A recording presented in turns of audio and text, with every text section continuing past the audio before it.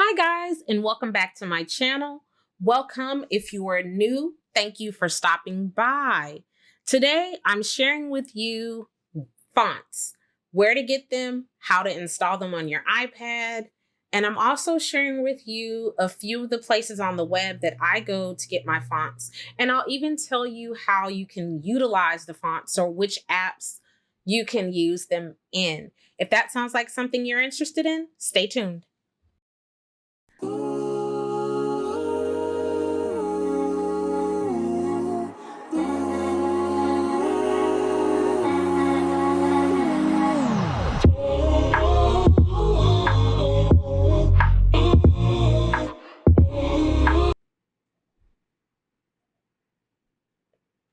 So, the first thing I wanted to talk about when it comes to downloading and installing fonts is knowing what you're using the font for, because it will strongly determine which fonts I believe that you'll download.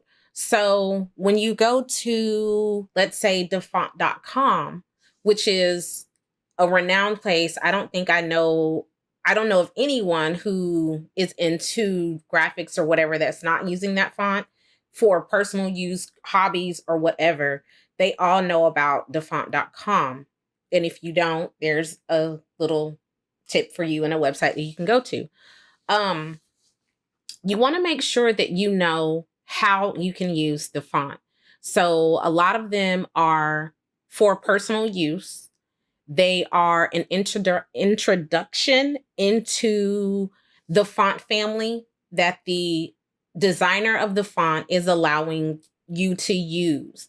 And a lot of times you'll see that in the special characters, they may have demo version only in the font. So you don't get access to the special characters or other things like that.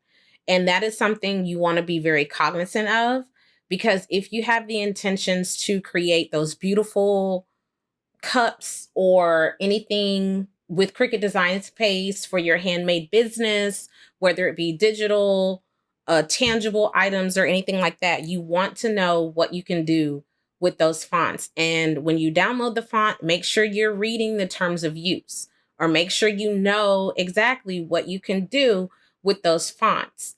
I am going to insert a picture here so you can see exactly what I mean. This designer has taken the time to show you exactly what they mean, exactly how to contact them for using their fonts beyond the personal use space.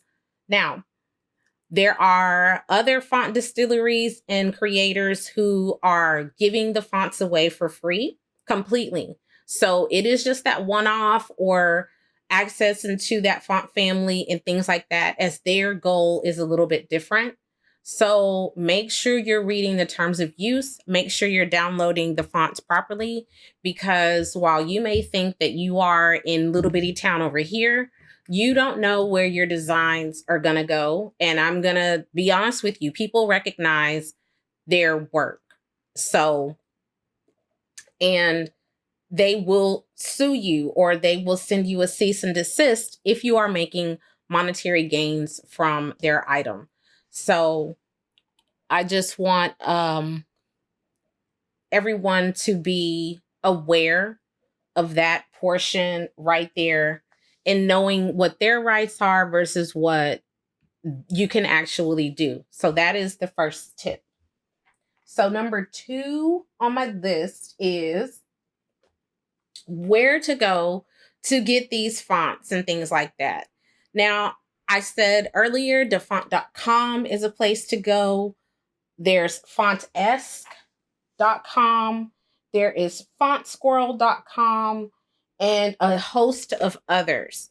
A tip you can use is, if you find a font that you like, let's say like in Canva, you really like this font and you want to have access to it all the time, as I've done this myself.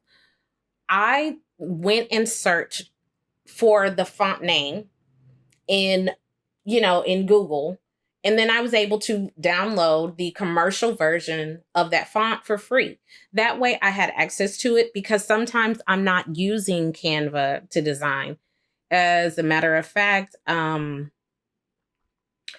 use certain fonts across different platforms. So I will use a font that I found in Canva, go and download it into my computer and into my iPad, and then use it to finish my designs out or finish the branding concept out. So that is one way or one place that I kind of use as inspiration for fonts. Um, so the app that you're going to use is iFont. Now, this font installer has no fees associated with it, so you can download it for free. But I do believe they have access to a premium version of the font, and I'm not sure what the difference is because the app as it stands is something that I can use without any extra cost, and I kind of enjoy it this way. I may do an upgrade, but I'm really not on the font hunt at the moment. So I don't think I really need it at the moment. But on the screen, you'll see that I am utilizing the Font Space website to search for fonts. And the reason I picked this one is because they kind of streamline it and they make it really easy for you to search for commercial use fonts only. And so that's what I'm doing here is I'm looking around kind of quickly to see which fonts that are new and things like that. I haven't checked the commercial box yet because I'm just kind of getting an idea. And so now I've clicked the commercial use font and I'm just kind of showing you reading the entire screen how everything is free and what fonts they have. I'm looking for a font to install. And interestingly enough, a lot of these fonts are already in other programs that you use. And I have selected the really free regular. And you import the font, and it shows you that you have a new imported font. Well, I've already installed this font, so I'm going to look for another one. So back to Font Space.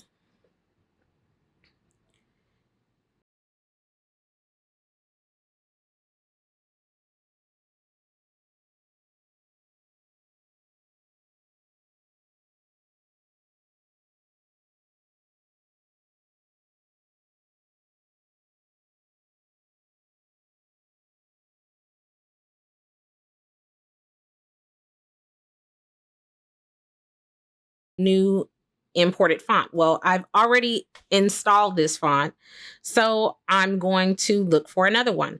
So back to Font Space. And I'm searching, and I've decided on Lofty Goals Regular. So I've downloaded it and I now have to install. So I'm going to hit the install button and it says profile downloaded. Now I have to go over to my settings and hit the profile downloaded, and I have to enter in my passcode to get into my iPad and then hit install.